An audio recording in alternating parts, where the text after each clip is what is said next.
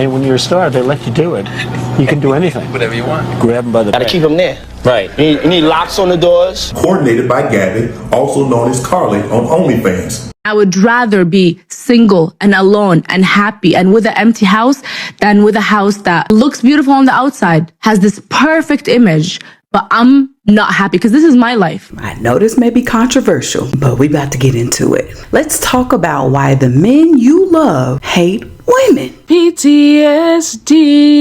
I read this book and it was so good. I just want to share what I learned. Warning, this video may contain information that is sensitive to certain viewers. Viewer discretion. Let's talk about why choosing the single life is on the rise and 3 lessons we can learn from this. There are tons and tons of stories on the internet about how when women start to speak up, men get belligerent. They begin to really act out and they say the most vile things. And there's one particular incident I remember where this man was under the comments because women were saying, we wonder why men aren't protecting us. And then there's one particular comment by this man. I think someone asked where are the men who were protectors and stuff. And this one guy said, oh yeah, I don't say nothing because constantly keep choosing those kind of men. And then I remember myself and the men that I chose in the past. I chose every last one of those relationships because I was in my people pleasing. My heart was wounded. I did not know how to say no. I didn't know if it was safe to say no. So I would get into the relationship, then I would blow it up so that I could get out of it. Those type of men don't even approach me anymore. John 10:10 says, the thief cometh not but to steal, kill, and to destroy. I come that they might have life and they might have it more abundantly. This is one of the reasons why I love the Bible. Jesus said this. He already told us the thief comes to steal, kill, and destroy. I came that you may have life and more abundantly. So if you're not having an abundant life, not just material, but abundant in people, places, and things, then it is not from God. Jesus already set the tone for us. He told us, this is what I come to do. Due to my religious trauma in the past, a lot of people have misrepresented Jesus. And because of the misrepresentation, a lot of folks back off and don't even want to hear anything about Jesus. But I'm telling you, my life was never as good as it is now once I really begin to get to know him and follow him for myself. Y'all killing me with this. I gave y'all 30 years of my career. Robert. 30 years of my career. Whew. So let's talk about how our hearts become wounded. Did you know that 1 in 3 women are subjected to sexual violence? It's the largest club nobody wants to be a member of. So let's go back to how does this all start? It starts with our hearts being wounded.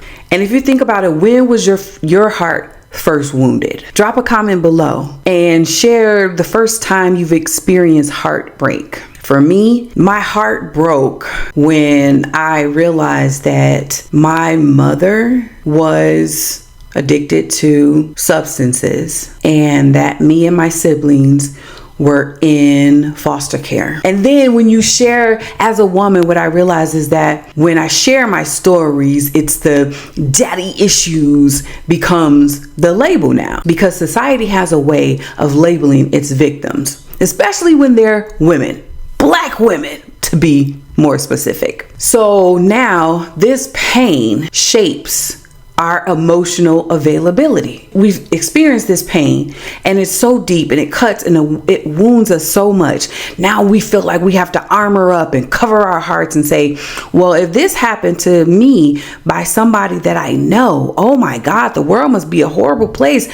I don't know what to do with this information. This is why the Bible says in Proverbs 4:23, keep your heart with all diligence, for out of it are the issues of life. God is warning us and showing us that we have to protect our hearts, because when our hearts are wounded, everything flows from that. Our childhood wounds make us vulnerable. Men have been wounded in their childhood, and it's more acceptable for women to speak about our childhood wounds than men. So now we got these men who are growing up with these wounds that they feel like probably they can't talk about or tell anybody about, or they won't be macho anymore. And so now they're growing up in age, but not in emotional maturity.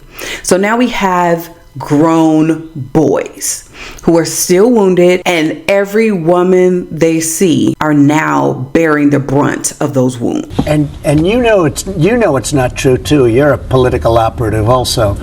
You're a disgrace. But she's accusing me, and so are you, of rape, and it never took place. And I will tell you, I made that statement and I said, well, it's politically incorrect. She's not my type. And that's 100% true. Oh my goodness. And even with that, it's like, what do you mean she's not your type? If this is something that was against his character, the first thing he should have said was, I would never even think about doing that to a woman. But that's not what he said. He said, she's not my type. So once again, wounded boy, not able to access his heart. And so he puts on this facade. He spews all of this vile venom, and in order to self-protect, he makes the victim the problem. She's not my type. What do you mean she's not your type?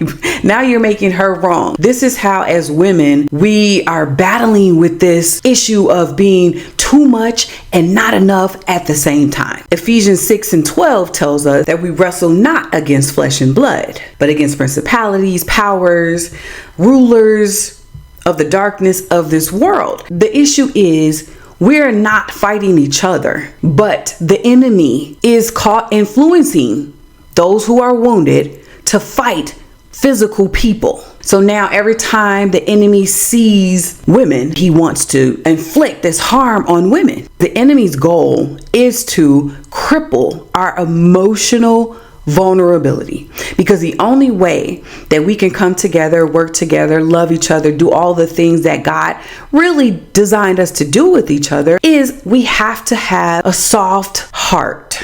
And when we have been wounded to the extent of all of these things, our heart becomes hard and callous and cynical. Our femininity is wounded. As women, we're taught to ignore red flags. As an attractive woman, it is very difficult in life to just survive, really. I remember one day I was sitting across from my therapist, and she was telling me, you know, Tamika, you can't make yourself unattractive enough because you don't know what the men are attracted to. Because I was trying to make myself unattractive because I felt that if I was unattractive, then maybe I wouldn't get so wounded by men. Maybe that would help me. And so we're taught to be nice. We're taught that if we speak up, then we're hard to deal with. We're crazy. We're all of these things, instead of being seen as human, being seen as soft and kind and loving and not willing to tolerate bullcrap. I dug into how Satan's assault and his hatred for women. He hates beauty. And so this is why the serpent pretty much went to Eve, because if you read in the scripture, Adam was right there with her. So he wasn't just somewhere frolicking with the animals. He was right there with her when Satan came to her. So why didn't he say something like, man, don't be talking to my woman like this? He should have protected, but he didn't, because that's where the special hatred and the influence comes from. Men either become silent or violent. And this is all under the influence of Satan's hatred towards women. Here's what it is. The plaintiff says, don't manipulate me. Then Sharp allegedly responds, Oh, Lord have mercy.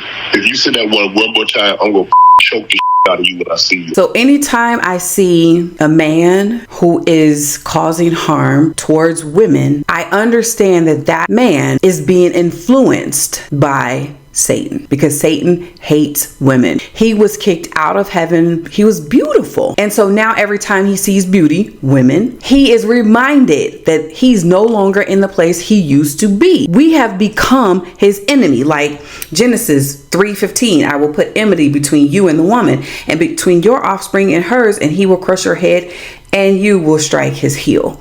So there has been this rift between Satan and women. That is the reason why all of those rules were about women.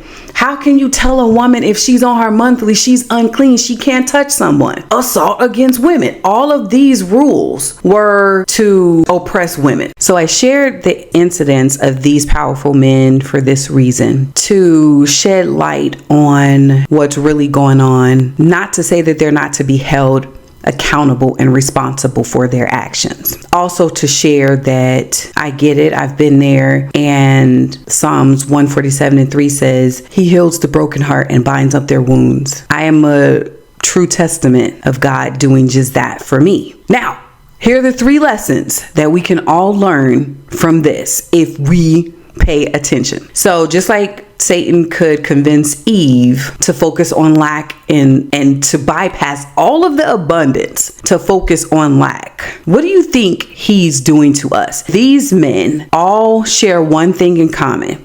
They all share fame and fortune. However, they are all focused on lack, because if they were not, they would not try to take stuff from other people. All of these men are, in a sense, showing that they're trying to forcibly take something from other people, specifically women, because they're focused on lack. So the first lesson is to stop focusing on lack. Harm always happens whenever someone is focused on lack. The second lesson for us to learn, this is something that I actually learned from the church that I now attend.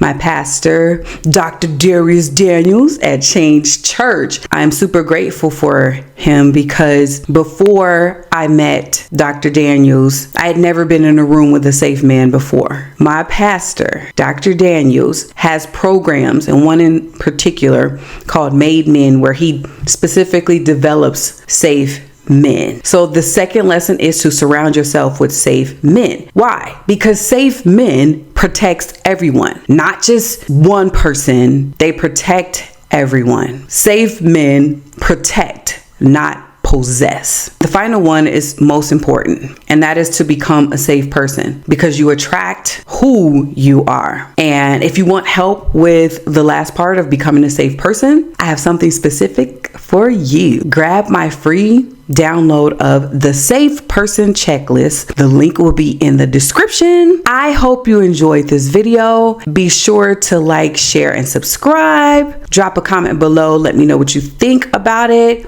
And I will see you next video.